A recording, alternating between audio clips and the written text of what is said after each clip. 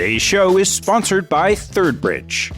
ThirdBridge is a widely used provider of expert interview transcripts whose clients include past guests on the show. Their content covers both public and private companies in any sector across all the major geographies around the world. To give you a sense, last year, over 16,000 investment professionals from 1,000 firms across private equity, public equity, and credit downloaded approximately 500,000 interview transcripts from ThirdBridge Forum. Each of those transcripts covers a 1-hour in-depth interview between an unbiased sector analyst and an industry executive. I've seen the platform, and the coverage is incredible, ranging from mature megacaps to leading-edge innovators like Stripe and SpaceX, to thematic topics like crypto exchanges and alternative energy in China, to just about everything in between. ThirdBridge created this category of research and has by far the largest content platform available. If you're an asset manager or capital allocator looking to better understand your manager's positioning, visit thirdbridge.com/capital for a try. Today's show is also sponsored by Janus Henderson Investors. In an environment where allocators face more questions than answers, having a trusted partner is critical. Janus Henderson Investors is committed to building partnerships with institutional investors based on collaboration, insights, and transparency, with the goal of helping clients generate desired investment outcomes.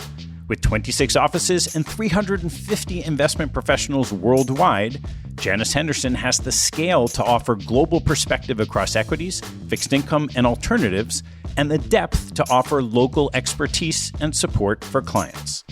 To learn more about partnering with Janus Henderson, visit janushenderson.com/US institutional.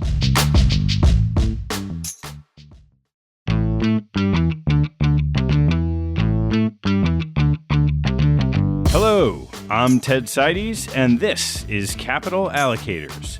This show is an open exploration of the people and process behind capital allocation. Through conversations with leaders in the money game, we learn how these holders of the keys to the kingdom allocate their time and their capital. You can join our mailing list and access premium content at capitalallocators.com.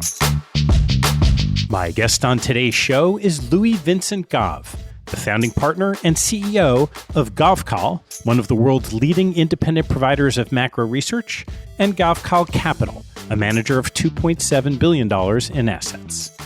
Louis launched GaveKal alongside his father in 2000 and has become a go-to source for creative research on global economics and asset allocation, particularly in China.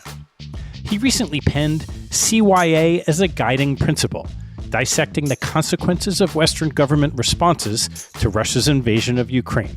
He joined me to discuss the key takeaways. Our conversation starts with Louis' background and founding of GaveKal and turns to the potential second-order impacts of freezing reserves, seizing oligarch assets, end of Swiss neutrality, energy prices, and military spending. We close discussing how the situation may affect China. I hope you enjoy the show, and if you do, this week, it's time to reach out to one of your siblings. When they ask you why you called, just say, I've been listening to this amazing podcast called Capital Allocators. At the end, the host always asks the guests what lesson from their parents is most stuck with them. And I thought, I wonder what you'd say. After they answer, respond as you see fit, and then say, it's just incredible what I've learned from Capital Allocators. You should check it out. Thanks so much for spreading the word. And while you're at it, hop on iTunes and leave a rating or write a review. Thanks for your support. Please enjoy my conversation with Louis-Vincent Gave. Louis, great to see you. Great to see you. Thanks for having me. How you been? I've been well, thanks. This is the first time I've had you on the show, so I thought maybe it would be helpful to give a little context before we dive in on the Ukraine situation. And why don't you just start with your background and what it is you do, how you got there? Well, first of all, thanks for having me. It's a pleasure to be here. I'm one of the founding partners of a company called GaveKal. We're based in Hong Kong and Beijing. I've spent really the better part of my past 25 years looking at China and at China's sort of major impact on economies and on global financial markets. And GaveKal is, when people know us, they know us because we publish a lot of research. And sometimes they also know us because we actually do manage money. We manage institutional money, mostly in the Asian markets and specifically in the Chinese fixed income markets, which is where the bulk of our assets are deployed. So we're a somewhat unusual firm in that we do provide a lot of independent research, and that's where about 2/3 of our staff works. And then we have another third of our staff completely separate that manage these institutional accounts. And how about a little bit of an overview of you and how you got to the point of being one of the co-founders, 20-something years ago now? I'm French originally. I grew up in France. I went to college in the US, went back to France. I was an officer in the French army for a little bit in mountain infantry. Then I joined Paribas. And throughout this period, my father had created a big money management firm called Cursiter Eaton. He was the CIO there. The firm was sold to Alliance Capital in the mid-90s. My father stayed there, and he retired in the late 90s. And he kept writing things here and there, mostly for his friends he left at Alliance Capital. And I saw what he was doing, what he was writing, and I thought, this is pretty interesting stuff. Maybe we can make a business out of it. Now, granted, this was the late 90s, and in the late 90s, you can make a business out of anything. But that plus the combination of my mother telling me, you got to get your father out of the house. He's driving me nuts. Having a retired husband is the worst of both worlds. It's more husband and less money. So put him back to work. And so he and I started a small research firm, and we were joined pretty quickly by Anatol Kaletsky, who was a friend of ours and a famous financial journalist in the UK. And pretty quickly, everything, so this was all done out of London, but everything we're looking at was telling us that China was going to be a massive shift into the global financial and economic infrastructure. So I moved to Hong Kong. My father, Charles, moved to Hong Kong. We opened an office there.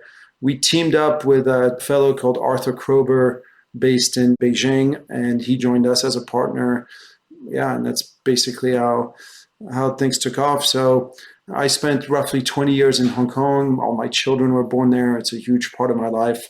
A couple of years ago, just before COVID, mostly for school reasons, we decided, my wife and I, to move to British Columbia. And my idea was that I would sort of spend 2 weeks in British Columbia, 2 weeks in Hong Kong, and go back and forth. But obviously COVID intervened, and so I've spent the better part of the past 2 years in what I think one of the most beautiful spots in the world. So I have to ask, before we dive in, what was the dinner table conversation like with your father running an asset manager when you were a kid? My father was an odd money manager in that I think he fell into it a little bit by accident. It was, to be honest, neither his temperament nor definitely his family background. He came from a military family, and pretty much aside from my dad, every male on his side of the family was in the military. So the dinner conversation actually didn't really focus on markets. It was always surrounding current events for sure, but it was very much heavy on history and, fairly heavy on religion as well. Well, you just wrote this recent piece that relates to what's been happening in your perspectives, starting with the famous letters CYA. And I would love to just have you walk through some of your takes on the current situation and the parallels that you're drawing from it. Just in case people don't know, CYA stands for Cover Your Ass. And I fear that this is increasingly how policy gets done in the Western world. At least that's the thesis of the piece that you mentioned. And I wrote a first CYA piece surrounding COVID. And at the time of COVID, what became pretty clear to me was that you obviously had a tough event unfold, the start of this pandemic, and a clamor all of a sudden rises on social media. Something needs to be done. And so you get, I don't know if you've ever followed the British TV show, it's one of my favorites called Yes, Prime Minister, where time and time again, the politician is in a situation where something must be done. This is something, so let's just do that. Regardless of whether it works or not, that's almost irrelevant. And I think we saw that in spades with COVID. It was a case of every week something had to be done. Before the previous thing that had been decided had even been implemented, we were already moving on to new measures. So, mask mandates and shutting down schools and full lockdowns and so on and so forth, regardless of whether it worked or not. And so with this framework, I think we're seeing exactly, of course, the same thing with the Ukraine situation. You have a horrible event that occurs, the invasion of Ukraine by Russia. And the clamor is, of course, for something to be done. And before we even have a chance to think, okay, what is the something that we should do to deal with this, we just implement a bunch of measures, one after the other. The first measure is the freezing of Russia's central bank reserves. The second measure is the seizing of the oligarchs' assets. The third measure is the seizing of Russians' bank accounts in Switzerland. The fourth is massive increases in military spending. And before we've even had a chance to stop and think, hold on, if we do this, what are the consequences of that? Already we're moving on to the next measure. And so this is the world we now live in, where policy doesn't get discussed in parliaments or in Congress. Politicians don't run on campaign issues, etc. It's something bad happens, quick, let's have a policy and we'll figure out later what the consequences are. Now, when it comes to these measures that have just been taken, the confiscation of the oligarchs' assets, the freezing of their bank accounts in Switzerland, the freezing of Russian central bank reserves, I think these are potential enormous consequences to these actions, and people haven't really thought through them. Well, let's walk through them one by one, and maybe we'll just go in order. So freezing of Russia's reserves, we have seen as really a new measure here in trying to control what's happening in the world through economics. Would love to get your take on the effectiveness and then the potential consequences, maybe the unintended consequences. Absolutely. Look, I think it's a massive shift. It's enormous. And here, let me start off by just acknowledging that we're, of course, all the fruits of our own experiences. And for me, one of the key events in my career, partly because I had just started working in financial markets, was the Asian crisis. The speed at which Asian markets unraveled in front of my very eyes in 97, 98, just as I'd started covering those markets. And it's called the Asian crisis, but it was really a broader emerging market crisis because Turkey also hit the wall. Obviously, Russia hit the wall. Brazil and Argentina ended up hitting the wall. And I think when you come out of the Asian crisis, most emerging market policymakers adopt an attitude of never must this happen again. Never must my entire middle class be wiped out in the space of a few weeks. And to make sure that this never happens again, I must basically maintain an undervalued currency, maintain strong trade surpluses that I recycle into US treasuries or German bonds and basically build myself a nice big safety cushion in foreign bonds. Now, as emerging markets do this for really 25 years, I think what happens on the other side in the Western world is in the Western world, we just get used to massive budget deficits being funded year in, year out without any question. And so you end up to where we've been in the recent years, where you have money supply growth growing at double digits and budget deficits that are 4, 5, 6, 8, 9% of GDP, and no financial consequences for government. There's always somebody to fund these massive deficits, even as, frankly, the attractiveness of Western bonds keeps on deteriorating. Today, you look at Germany, you look at France, you look at Britain, you look at Canada, you look at the US. All of these bonds now offer real yields of anywhere between -3 and -5. But the reason, of course, emerging markets keep on buying these bonds is not for any return on capital, but it's because of the perceived safety of capital. It's, again, the view that if there's a crisis, I need to have US treasuries. Of course, Russia is now in a massive crisis. And what we've told Russia is that money that you thought was yours is no longer yours. Because that money is yours only if you behave in an appropriate way. If you start acting like a jerk, then we're going to confiscate your money. So we've just shifted the rules of the game.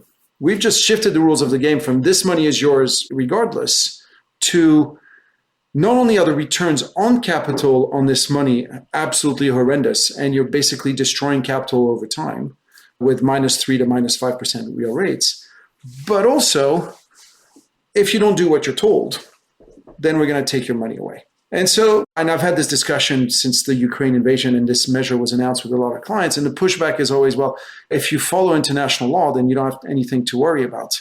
But this is all well and good, of course, if you're France and if you're Germany and if you're Britain, you're going to trust the US to not, excuse my French, but to not screw you over. But what if you're China? What if you're Saudi Arabia? What if you're the Sultan of Brunei?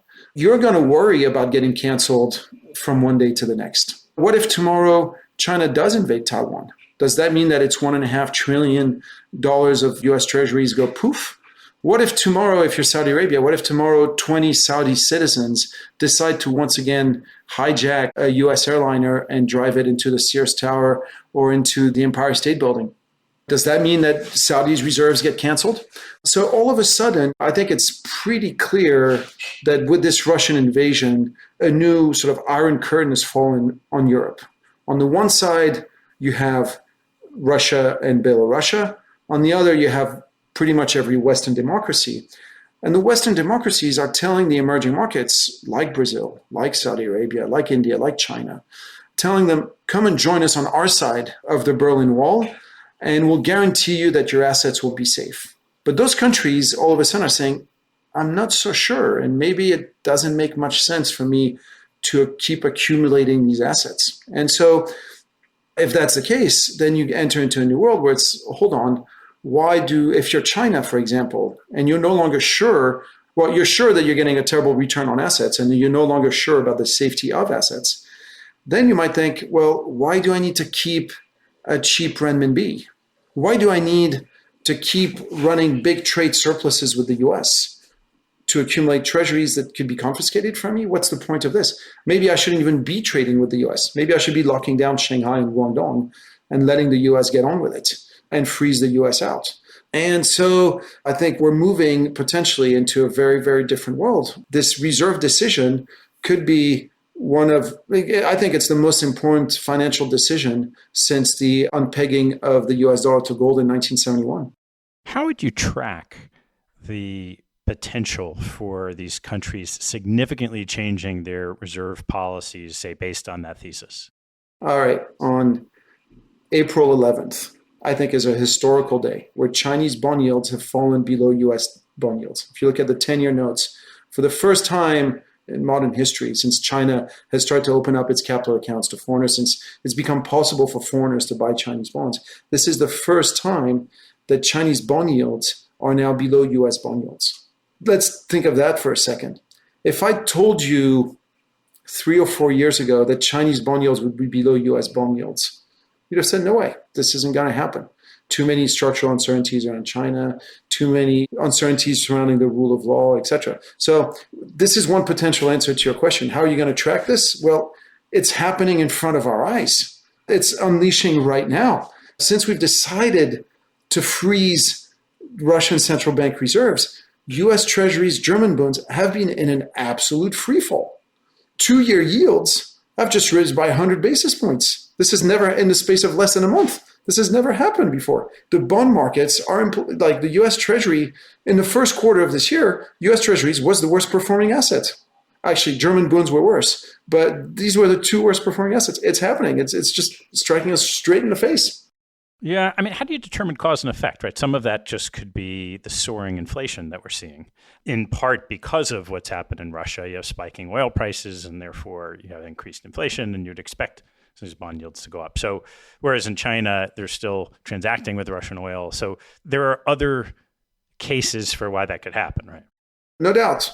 But was inflation absent a month ago?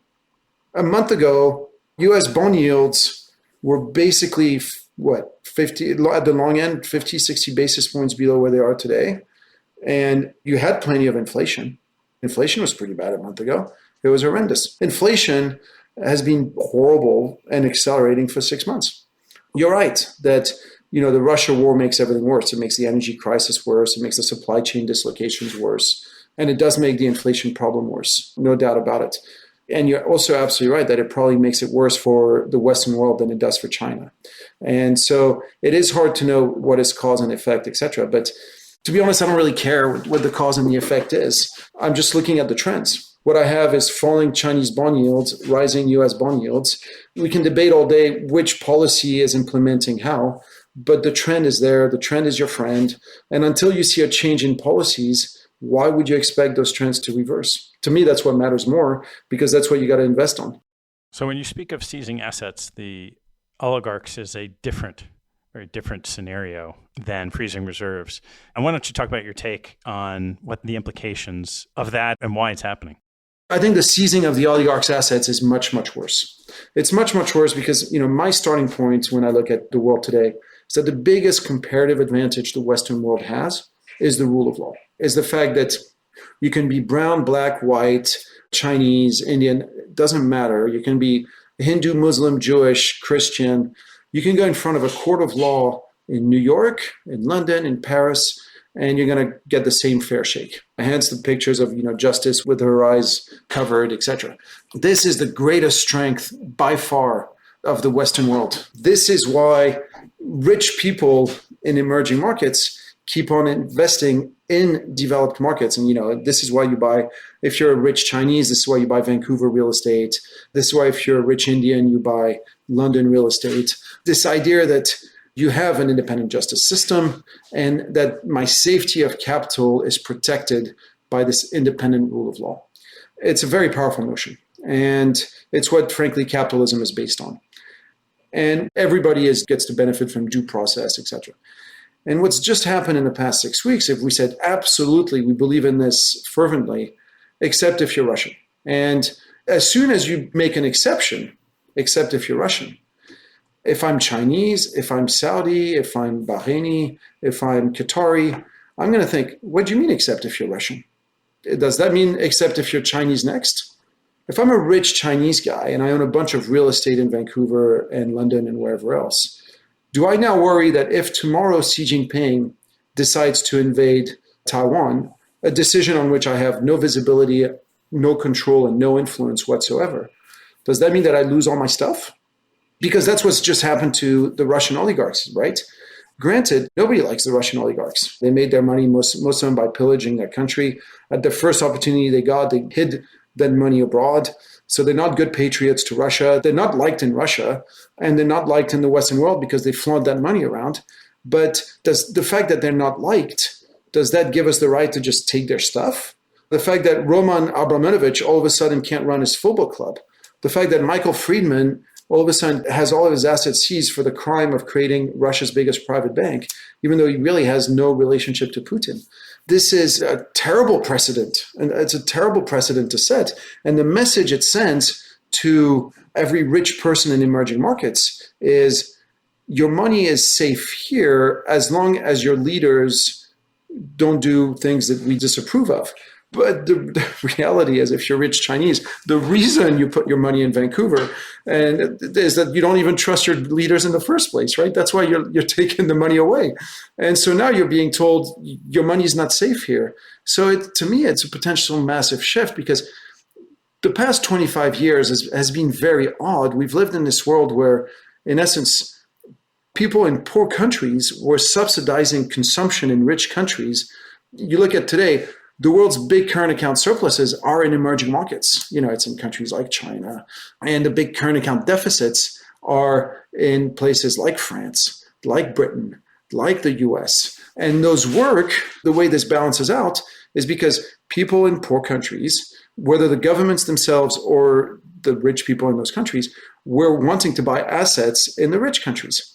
But we have now just changed the equation on making these assets in rich countries attractive, which means that from now on, I think emerging markets, people will keep their money in emerging markets, which should make for much stronger currencies, domestic boom markets. But it also raises a very important question, which is that for the past 25 years, the US has been running massive current account deficits year in, year out. There's now trillions of dollars floating outside the US that grease the wheel of global trade, that are people's working capital. And yes, that make up everybody's safety cushion. If you're a rich Indonesian and a rich guy from Nigeria, or et cetera, you're going to have your safety cushion in US dollars.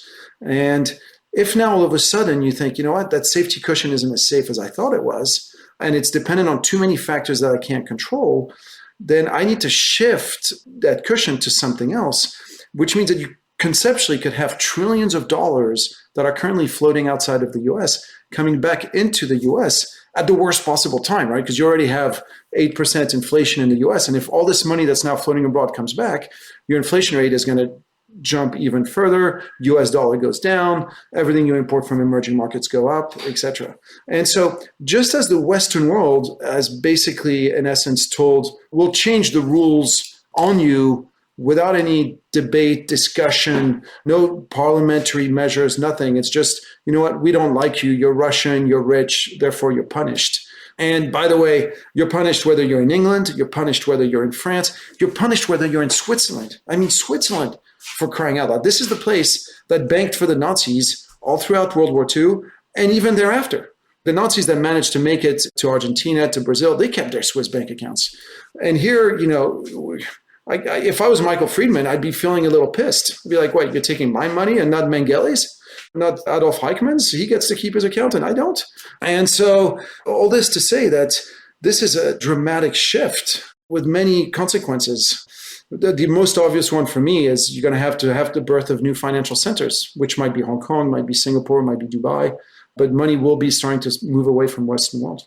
Yeah, well, that's the key question, right? If you feel your assets are less safe in dollars, you have to do something else. What do you think that something else is today?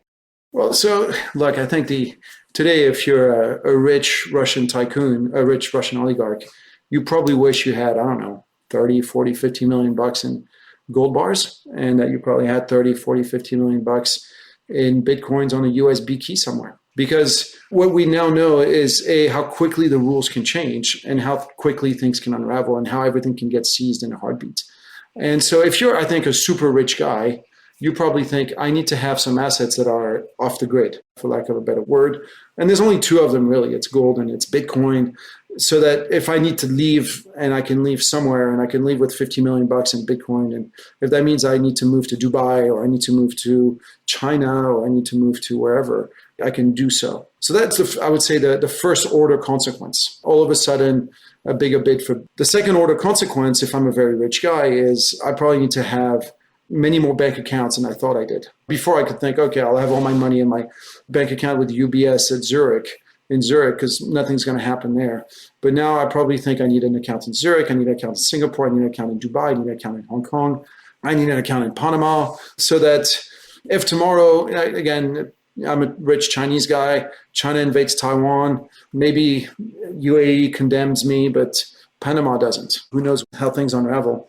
So that's the second order consequence. But the third order consequence is all the repercussions from that. So here, Switzerland for me is the best example. Switzerland has been for the past 10 years one of the biggest buyers of the 50th large cap stocks in the world. It basically sits on the bid day in, day out.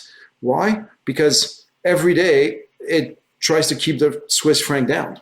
And the reason it keeps the Swiss franc down is the Swiss franc is perceived as a strong currency. So you look at Switzerland, they've in essence managed to build themselves a sovereign wealth fund, massive sovereign wealth fund. The Swiss National Bank is a massive sovereign wealth fund without having to sell anything. Adia, Norges Bank, they had to sell oil, they had to sell gas, they got money and they recycled it into assets. All Switzerland sold was the credibility of its currency. And because people wanted that, it's now one of the top 10 shareholders in Apple, one of the top 10 shareholders in Microsoft, etc. But this may no longer be the case. People may no longer think, okay, Switzerland is the ultimate safe assets, therefore I need to have my Swiss francs, etc. Instead of buying Swiss francs, people may now be selling it. And so the days of the Swiss francs sitting on the bid of every large cap tech stocks may be behind us. And so lots of consequences. The reality is when you start changing the rules of the game, you never know quite how things happen. You change the rules and people adapt, then the game goes on. So we're going to take a quick break from the conversation to tell you about Paragon Intel. There's a reason that the world's top hedge funds use Paragon Intel to drive alpha. Through investor-focused tools and best-in-class custom reports, Paragon Intel enables its clients to consistently produce outperforming longs and shorts across dozens of sectors. How do they do this? It's through a proven process linking executive analysis with company performance. Paragon has the leading library of in-depth interviews about CEOs and the most sophisticated analytics database on every public company executive. If your fund wants the same advantage that the world's leading hedge funds get with Paragon Intel, go to paragonintel.com/TED and enjoy exclusive access to in-depth interviews on a CEO of your choice. And now, back to the show. You touched earlier on the rise in energy prices, and I'm kind of curious your thoughts on what happens from here. My starting point is before the Ukraine war started, before Ukraine invasion started, we were already entering into an energy crisis. And you saw this very clearly this past summer when China had to shut down steel mills, shut down naval shipyards, ban Bitcoin, all of which because it was too energy intensive and China didn't have enough energy. So we've been in an unfolding, a slow moving energy crisis, which was the result of a number of factors. But the number one factor, of course, was that so much capital was destroyed in the US shale oil patch.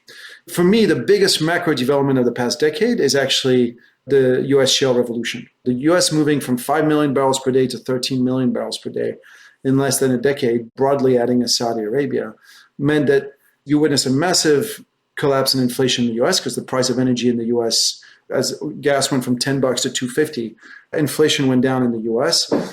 US trade balance improved dramatically, which led to a stronger dollar. Stronger dollar, weak inflation allowed the Fed to stay easier much longer than anybody expected.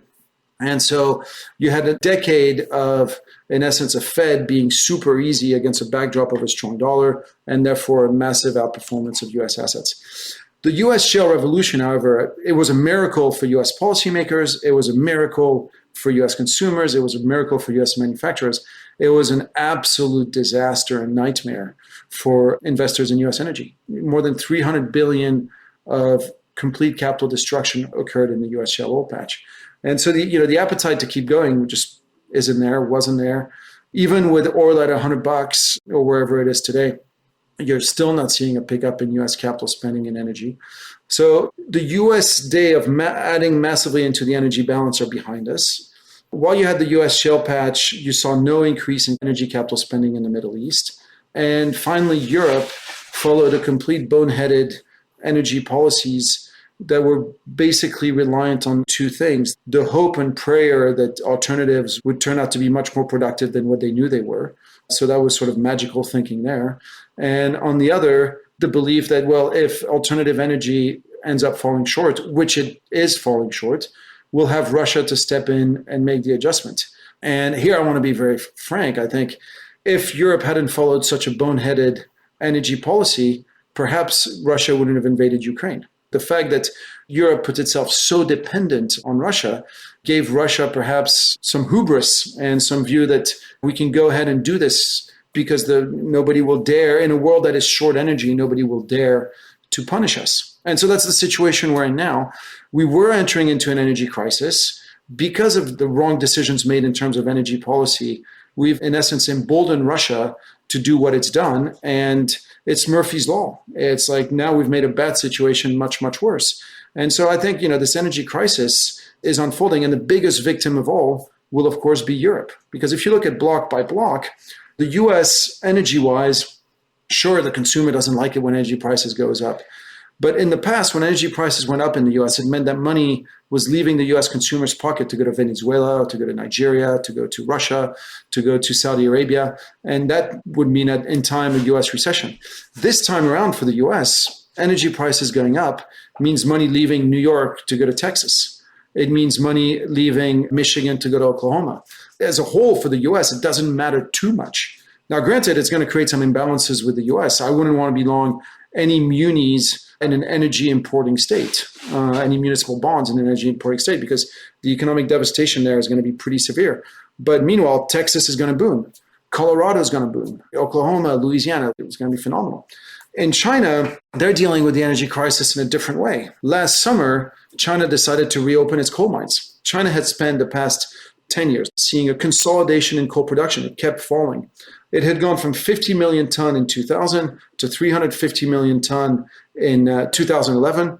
And then it had fallen back down to 300 million tons. We're now back at 400 million tons. So China has basically said, look, in a world that's entering an energy crisis, I'm going to pick being polluted over being cold. I'm not even going to bother going to COP26. I'm not going to pretend that I'm going to follow these rules. I'm basically in a world where the energy prices is going up. I'm going to go down the quality and increase the pollution.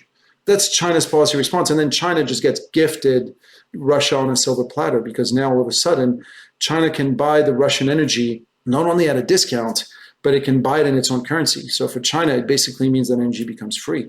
If you buy your energy in your own currency, it's a huge comparative advantage. So China should actually be fine out of all of this. the real loser in all of this is Europe. I mean, Europe is the one that now has to pay a lot more for its energy and pay for it in US dollars and doesn't have even the right infrastructure. You say, oh, it's okay, the US will ship natural gas to Europe, Qatar will ship natural gas to Europe.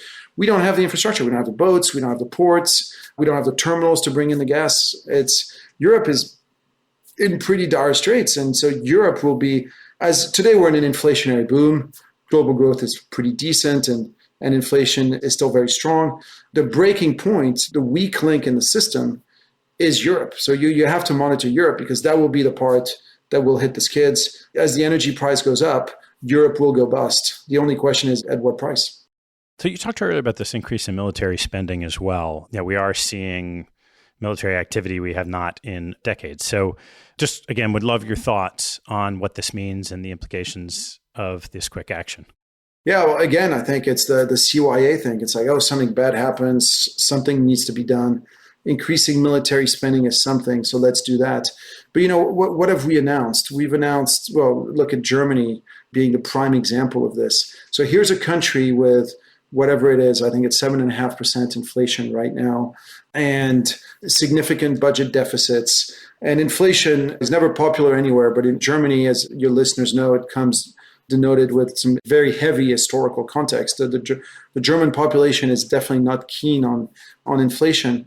And as you're dealing with this inflation crisis, you also have an immigration crisis, not one, but two immigration crises looming, right? The first one, of course, is the immigration from Ukraine, which is understandable. Millions of Ukrainians are showing up in Europe, and it's our duty, of course, to help all these refugees.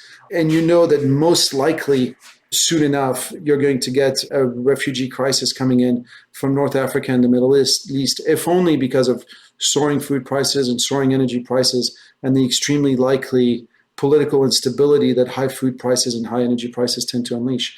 Last time, if you go back to the last time food and energy prices went through the roof in 2011, you basically had the whole of Southern Europe that went bust. Greece went bust, Italy and Spain almost went bust. And of course, you had the whole Arab Spring that unleashed a wave of immigrants into Europe. So same causes, we should probably expect same consequences. If you're a European policymaker today, you should be bracing yourself for these events and figuring out, okay, how do I tackle these problems? Is buying a bunch of warplanes from Lockheed Martin and buying a bunch of missiles from Raytheon really the best approach to this? To me, it strikes me as smart as France building the Maginot Line in the 1930s. And I say this for a few reasons. The first is we've seen with this Ukraine conflict, but also with the Armenia-Azerbaijan conflict, or frankly, with the Yemen-Saudi Arabia conflict, that warfare is changing. Technologically, it's not what it used to be. You can now buy these planes that Lockheed sells. They go from anywhere from $120 million to $300 million and it takes a couple $1 million to train the pilots. And then they get taken out by drones produced by Turkey that cost $750,000, just like the tanks do. One of the big lessons out of Ukraine is the struggle that Russia's had to control the skies, even though it has 20 times as many planes as Ukraine, because Ukraine is loaded with drones. Warfare is changing in front of our very eyes. These super expensive planes, do they still make sense in an era of $750,000 drones? I'm not sure. So today, European reaction to this, which is in essence, let's buy a bunch of US-made weapons, is going to make domestic inflation worse in that it deteriorates further the current account balances, which then leads to weaker currency, which leads to greater inflation, etc. It's poor public spending in that you're going to get no return on that money. And it's frankly, I think, poor military spending. So it's something bad happens. Let's completely change in less than 48 hours how we decide to spend on budgets.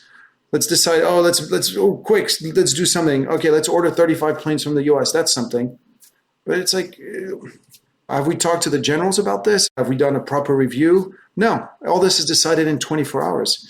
And by the way, people in emerging markets notice this. One of the strengths of the Western world, beyond the rule of law, was the view that the guys who make policies in the US, in Europe, etc., are smart. I think if you're a policymaker in Nigeria, if you're a policymaker in Thailand, you would look to the guys at the US treasuries or the guys at the French Defense Department and think, these are the guys, they're top in their field. These guys, they're the business. These guys are the sharpest guys in the room.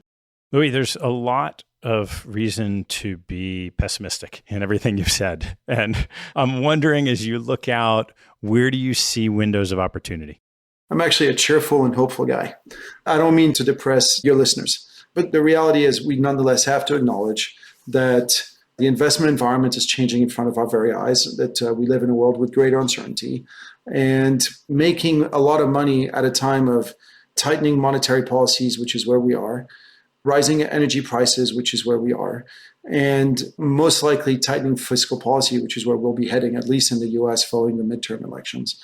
That's a tough backdrop. How often have you made lots of money on markets with tight fiscal, tight monetary, and rising energy prices? It's a tough backdrop to make money. It doesn't mean it's impossible. Now, my starting points when I look at market is that there's three ways to make money in financial markets. You can make money running some kind of carry trade. You can make money running some kind of momentum trade.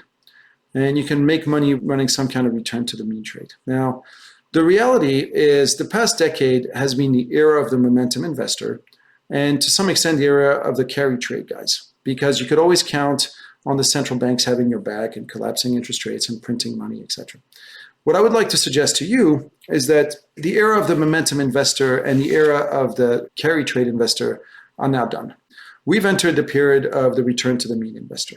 And what we're seeing in the markets for the past 6 months is that all the undervalued assets are thriving, whether you're energy, whether you're materials, whether you're Latin America, whether you're commodity currencies, whether you're a lot of the emerging market currencies. This is what's going up.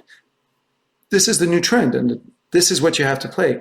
This trend is very, very far from over, partly because a lot of what is a return to the mean trade, a lot of investors can't touch today. I just came back from Europe and I saw a number of our clients, and I was telling them, look, you got to own energy and you got to own metals, and most of the clients I talk to say we can't, because of ESG constraints, because of this, because of that, we just can't. And so that means there's tremendous opportunities for the rest of us. Nobody owns this stuff yet. So we're in an energy crisis. Everybody knows that we're in an energy crisis. Everybody can see it. And yet nobody's overweight energy, or very few people are.